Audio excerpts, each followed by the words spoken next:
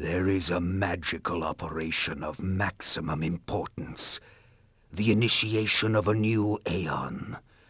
When it becomes necessary to utter a word, the whole planet must be bathed in blood.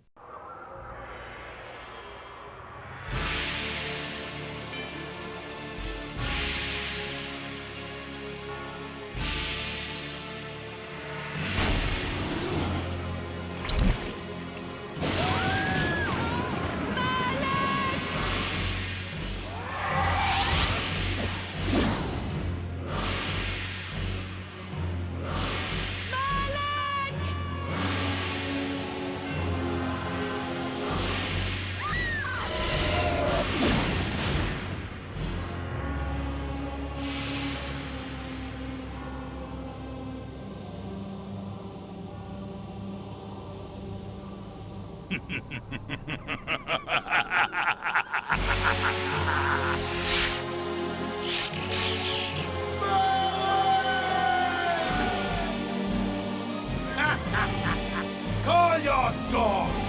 They can feast on your corpses!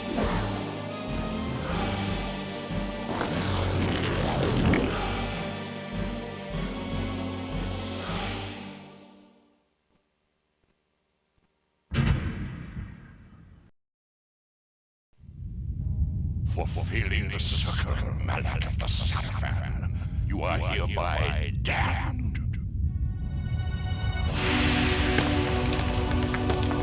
The pleasures of the flesh are no longer yours. You have but one purpose, damned warrior. You will serve us for eternity.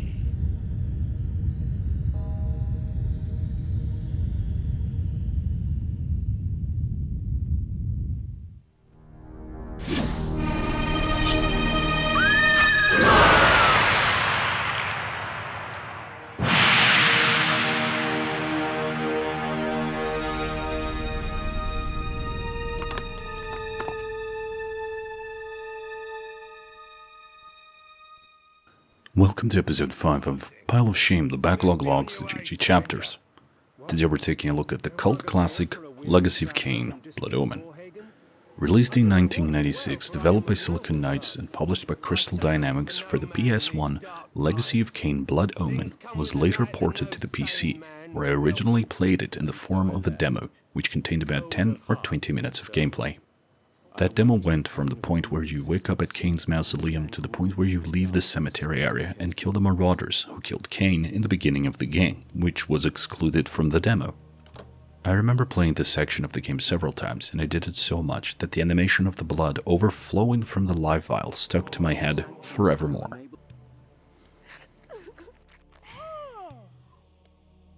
I had no idea the game was originally on the PS1, so I always thought the PC version was the original. Had I known otherwise, I wouldn't have asked for Nintendo 64 back in the day. I have always been fascinated by the game itself, and when its sequel Soul Reaver came out, I was all over it, regretting for the first time having gotten the N64 over the PS1. But that's life for you, full of looking back at poor decisions. As I played and recorded for this, I came to find that the game felt off. Something was not right from the videos I'd seen online. I then discovered that the PC version runs at 42 FPS, while the PS1 version runs at 60 FPS, and the difference is not only noticeable, but it is jarring, and makes the game twice as long to complete. However, the animations in the PS version look a bit off, like they're rushed. I like the slower, more human-like movement of the PC version, apart from the slog that is walking around towns and from one place to the next. So let's take a look at the Legacy of Kain Blood Omen on the PC. Firing up this game again, but somehow for the first time, was very cool. I had played it for a couple of minutes or so in the past, but never really dedicated any time to it until I decided to do this series, so getting back into it was refreshing. I imagine this is how most fans of the series feel when they do it. The game installed with no issues and ran with no problems either. Overall, on the technical side of compatibility, I think I had minor issues with memory twice throughout the game, but I think it was because I was spamming magic non-stop, and at a certain point I had been playing for a long time, and it just shut down.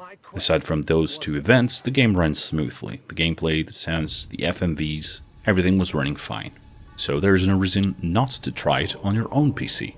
Having said that, there are ups and downs to it, and let's take a look.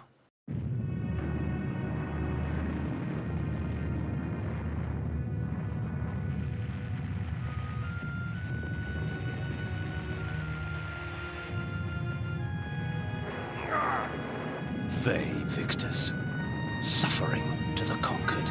Ironic that now I was the one suffering. Not anything as pedestrian as physical pain, rather the cruel jab of impotent anger. The hunger for revenge. I didn't care if I was in heaven or hell. All I wanted was to kill my assassins. Sometimes you get what you wish for. The necromancer Mortanius offered me a chance for vengeance, and like a fool, I jumped at his offer without considering the cost. Nothing is free, not even revenge.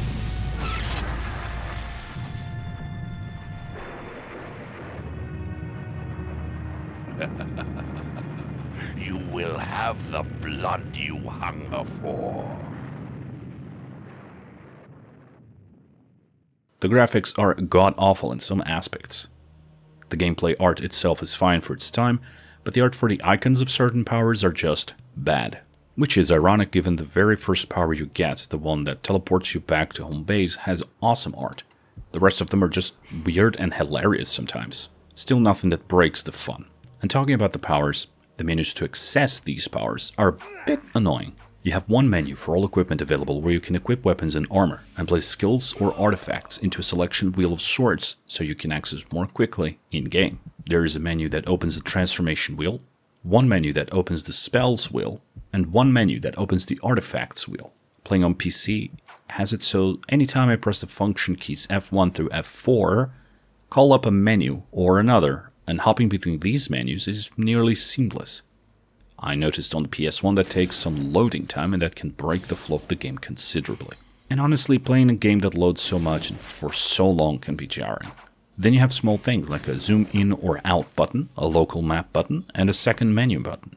I could rant about how the wheels are stupid and clunky, but I can't remember another game that had that particular system in place at the time, so I can only imagine that was cutting edge back then. With that speed bump behind us, let's talk sound. And it comes with its own series of ups and downs. The sounds are very limited in that the background music will cut any time there's a voiceover or a transformation sound effect going, even though the sounds of combats can still continue. The sanctuary spell enables me to travel to my crypt where the soil of my grave provides me respite. I often resort to this when I am weak and need nourishment. I don't understand system limitations, but I can only imagine that was the issue back then, I hope. Also, King's grunts, screams, laughs, and vey victuses are a bit repetitive after a while. The combat sounds are a clear indicator that you are connecting hits, and it works well as the animation sometimes does not make it clear when you have hit an enemy or not.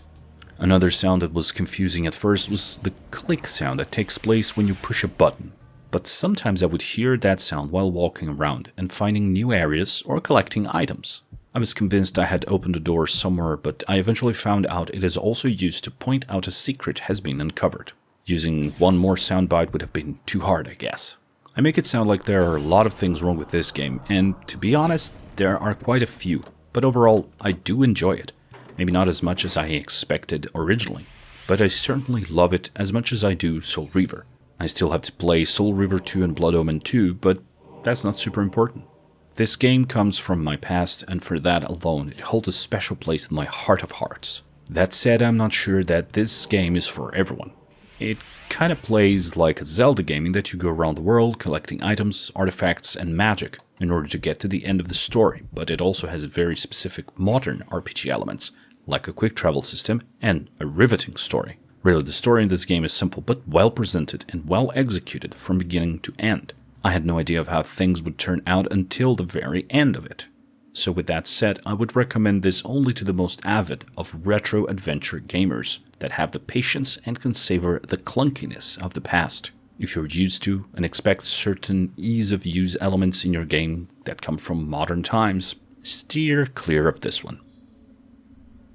In the next episode, I will become the knight in an origin story to a fairly recent game series. See you next time. There is no greater release than that from vengeance sated. With my assassins dead, my quest was over.